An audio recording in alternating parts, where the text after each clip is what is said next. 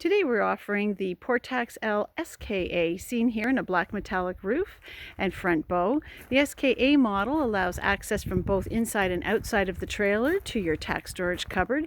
The L model is 2 feet longer from the chest bar forward, allowing a groom door on each side. Double lateral windows come with this model, and on this unit, a small jumper decor.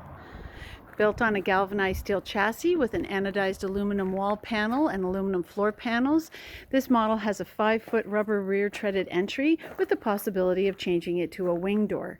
33-inch wide stalls and a 7'7" internal height makes this an ideal trailer for horses up to 18 hands.